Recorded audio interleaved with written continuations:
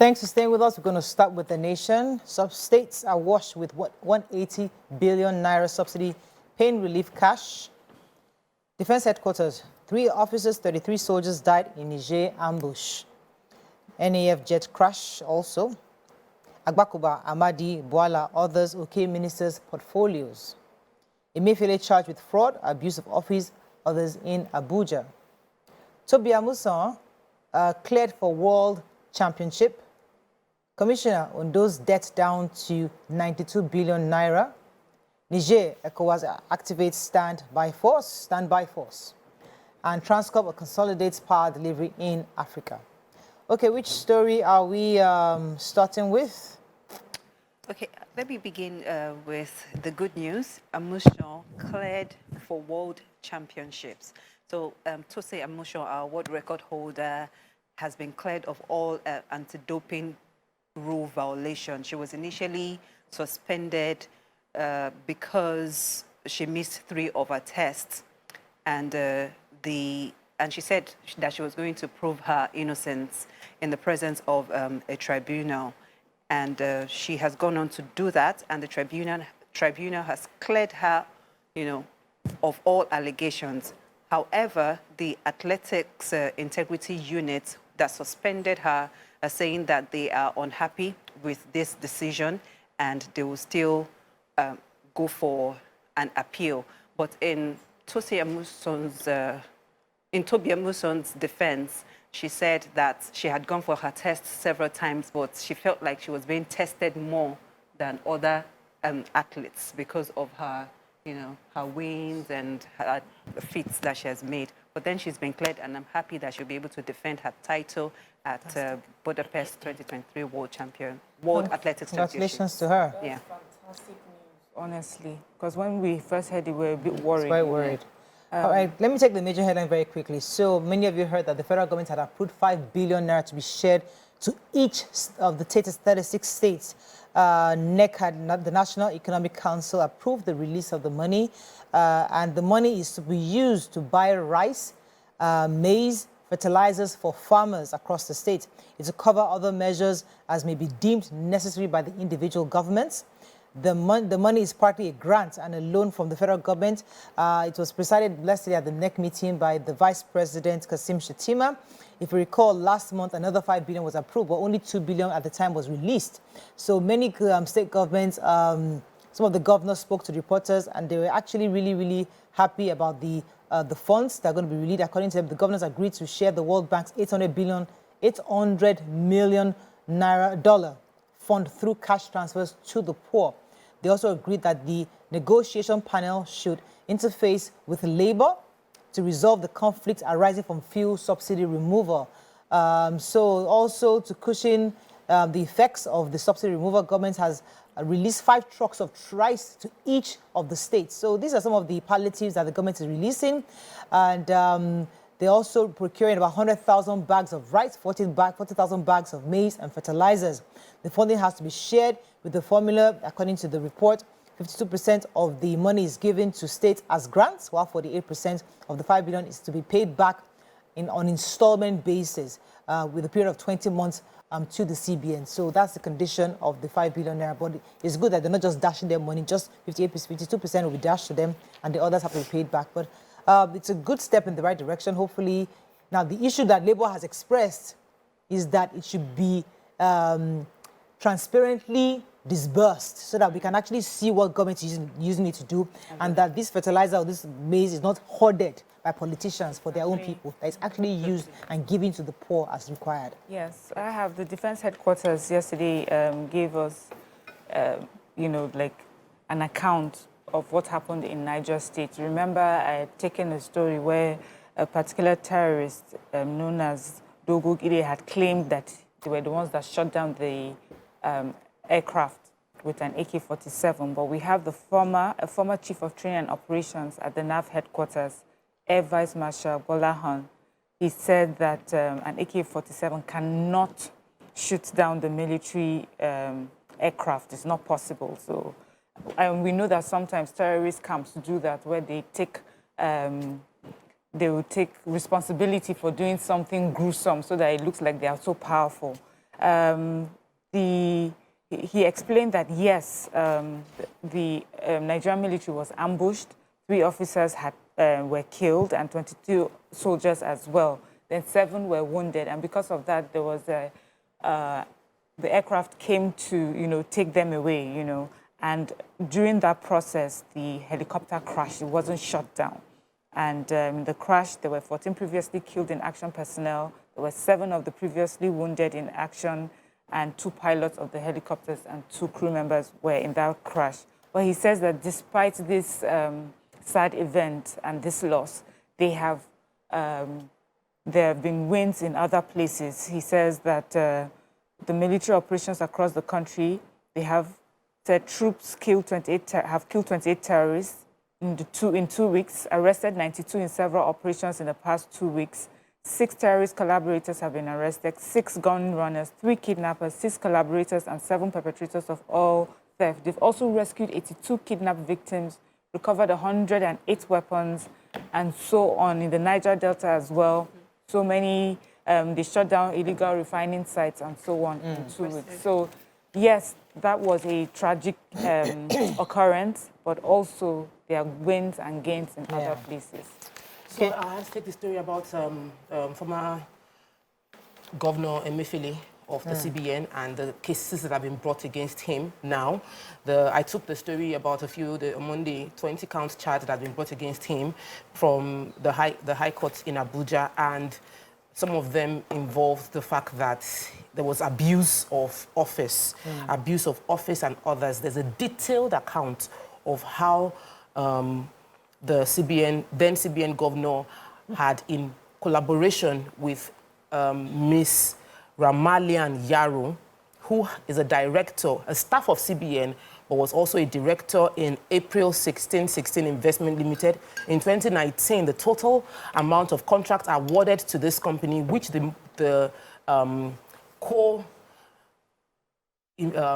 collaborator of this case also profited from, which is against the law, was to the tune of 854,000, no, million.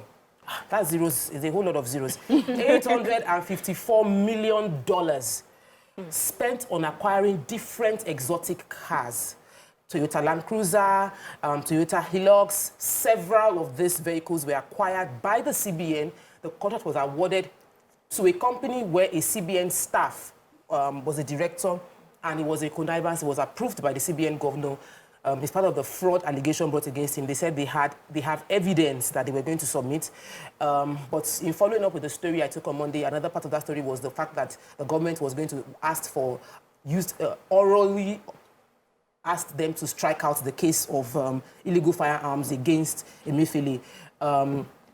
Justice Owebo has agreed to strike out that case, though he was displeased with the process the government has used to handle that particular case, said that he wasn't happy with the way that he believes things should be done properly, and there's a proper way to withdraw charges than just simply abandoning it in court and then just verbally saying the case should be withdrawn. But that they've withdrawn the case, things should be done proper going forward. And I'm happy that we finally have a bit of detail to the case against Emefiele. Okay, the Punch, very quickly. Labour faults 180 billion naira palliatives, says governors will frustrate the program. Family faults release of Lagos chief suspected killer. Emefiele DSS firearms charges 6.9 billion naira fraud case adjourned. Rains disrupting Lagos-Ibadan expressway construction. They've started. Military mourns 25 soldiers killed in Niger, hunts bandits. Banditry, North Central, Northwest plunge into 902 billion naira debt and poor revenue persists. FG ministers designate documentation Saturday. Okay, let me start with the human interest stories. So family members of the Baale of Lotu town in Libejuleki, of the man Fatai Jibri, who was alleged to have been shot dead by hoodlums and land disputes back in July 15, raised concern that the prime suspect to this murder has been released by the police. The suspect was said to have shot the deceased Lagos chief to death in the presence of his teenage daughter and his wife. The police, Benjamin Hundeyin, confirmed the incident, adding that the police had launched a manhunt for the killers. The slain chief's widow said that she was also assaulted while trying to save her husband from being harmed by these 50 hoodlums, whom she claimed invaded their residence and killed the husband. The residents are quite worried because they've seen the suspect, the prime suspect, walking around town, and they're telling the police that this man knew that the wife saw him, and the daughter saw him, that the wife and daughter are obviously in danger. But you need to really come and do something to arrest this man back. One of the neighbor's brother, actually no, the deceased brother, was saying that the community residents are really scared, and they've informed them that this prime suspect is moving freely, and the police must really intervene to do something. The spokesperson for the police of the Zone 2, Hawa Idris Adamu, confirmed that the prime suspect had been released on bail. So he said that the investigation into the murder case had not stopped at any time. So it's quite, I mean, for murder cases, can you release on bail? I don't know. These are things that, for civil issues, yes, but for a murder suspect, I don't know. Well, innocent until proven guilty will still apply. So anyway, let's go on a quick break. When we come back, we continue with the reviews. Stay with us. We'll be right back. Thanks for staying with us. We're still reviewing Punch. Mariam had a story? Yes, I do. So it's about Lagos-Ibadan Expressway and the work that's going on there. Punch is reporting that, of course, we have lamentations coming from everyone, motorists and commuters. People are claiming that some people have fainted on that road because they'll be in standstill traffic for hours. When a truck falls, there's only maybe 2 lanes for all the cars on the road to use. So the federal government is responding. We had the Southwest Zonal Director of Highways, Federal Ministry of Works, Adedamola Kuti. He said in an interview that they're doing everything that they can to make sure that they finish on time, but also now is the raining season. And one thing with the raining season is that it would move. If it rains, it disrupts the work that's ongoing. And many of the materials that is being used is being brought into Lagos. And we know the stress of bringing things through the traffic into Lagos and the rain. So if I give you a date, if a date is given and the rain disrupts the work, it will push the date a bit further. But to say that they are on ground, the workers are on ground, they are working, but we should understand that the weather is one of the reasons right now that's affecting the progress of the work going on. Another story? Yes, the banditry, the impact of banditry is being detailed, focusing on the north central and the northwest, that they've been plunged into a 902 billion naira debt. And they also have poor revenue, which is based on the banditry. The states, mainly, of course, Kaduna, Niger, Zamfara, Katsina, Jigawa, Kebbi, Nasarawa, Sokoto, were all involved in this. And there's been a really low IGR in the first quarter of 2023, and they are attributing this to the challenge of banditry. Mentioned the fact that the state has had to borrow money that is 12 times higher than their internally generated revenue, that the banditry as an insecurity has affected commercial activities. Just this Wednesday in Niger State, there were about 6 people killed by bandits and 40 abducted by bandits. They say over 70% of farmland has been abandoned in Zamfara State.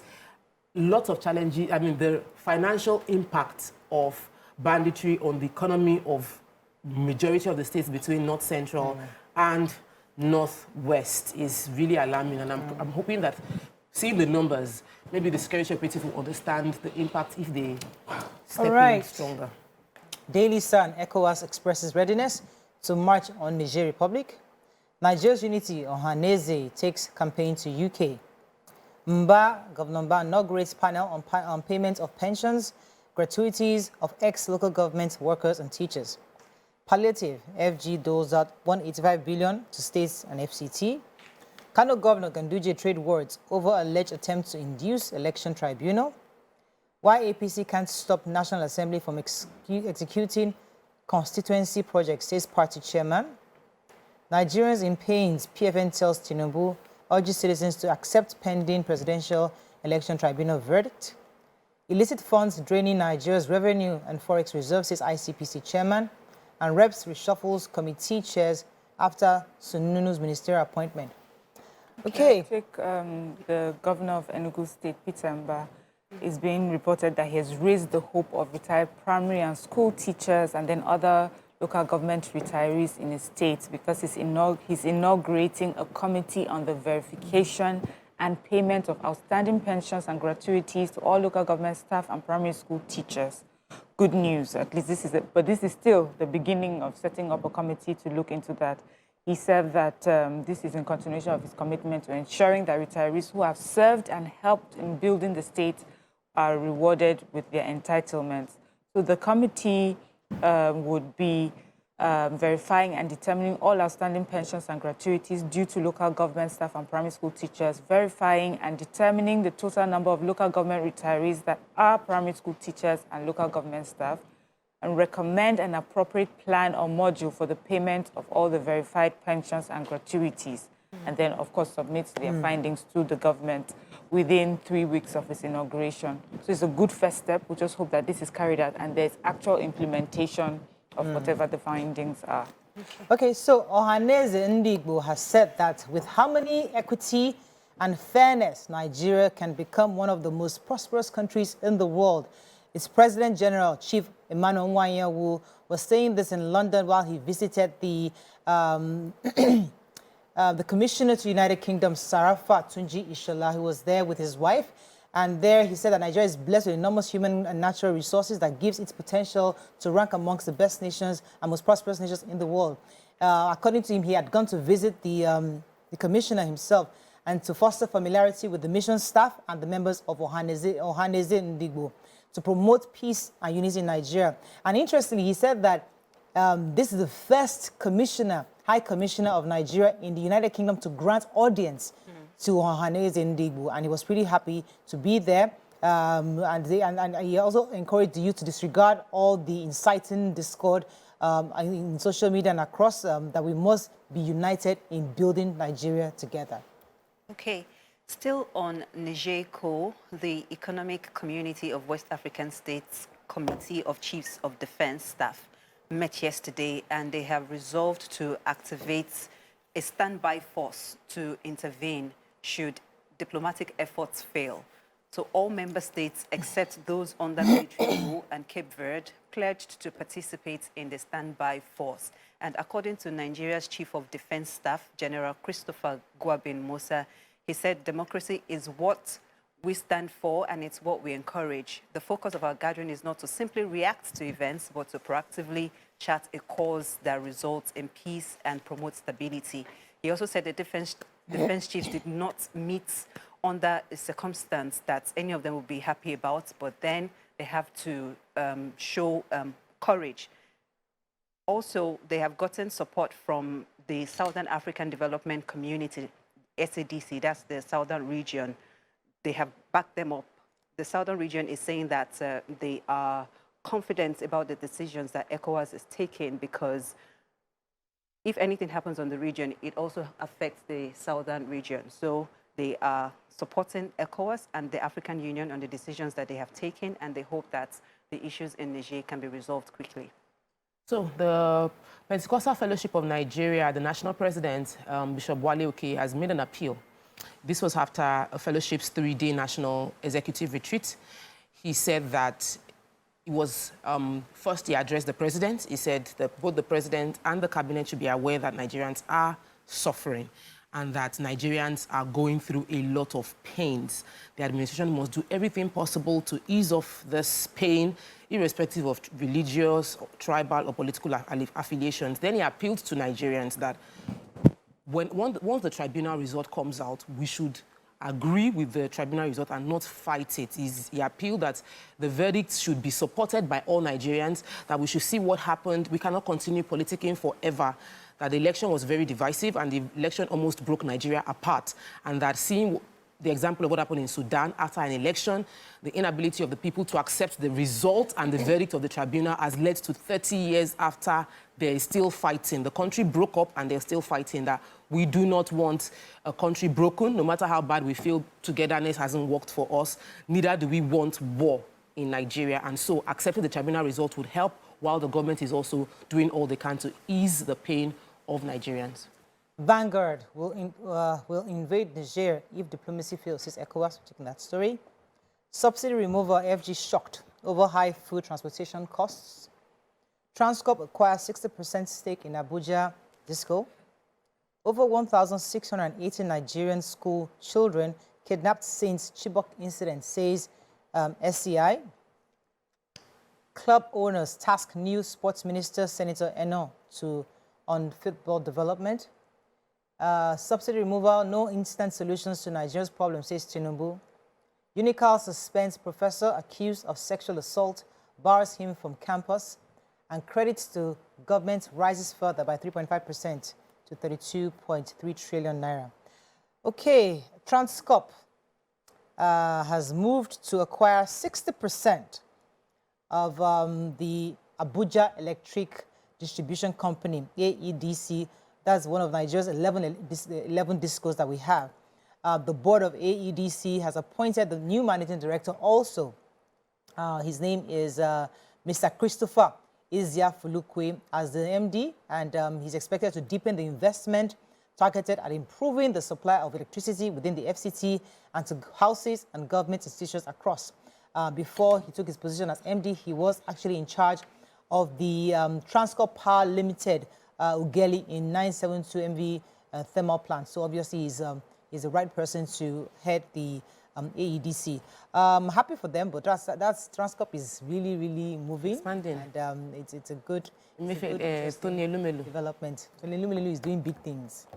Okay, any other story in Vanguard? Yes. Unical suspends professor accused of sexual assault, bars him from the campus.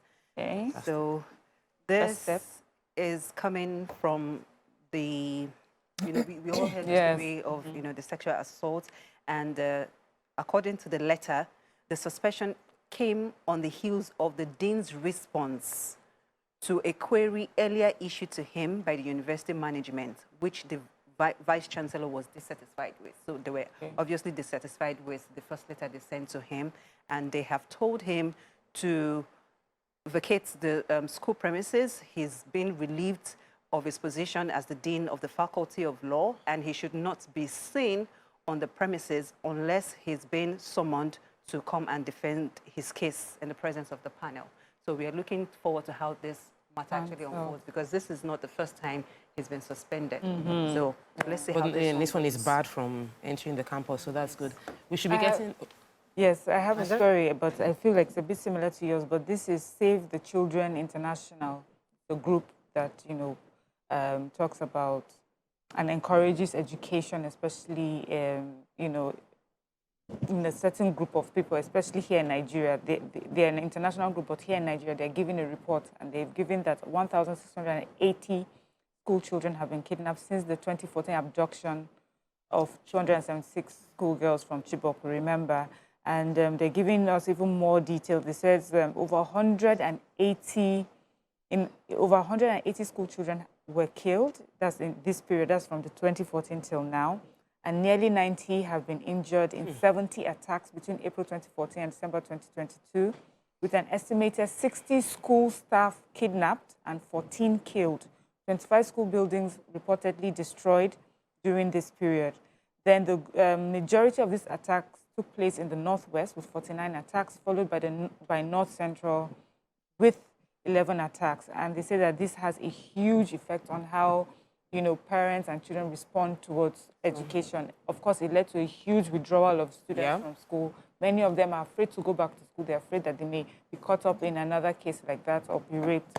And he's saying that it is vital that children's lives and rights to education are protected through the implementation of Safe Schools Declaration across the country. All right. Economic is That's grounded. all we can School is take grounded. paper review. And we come back, move on to our hot topic of the day. Stay with us. We'll be right back.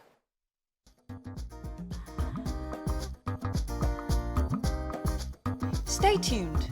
Your View will be right back.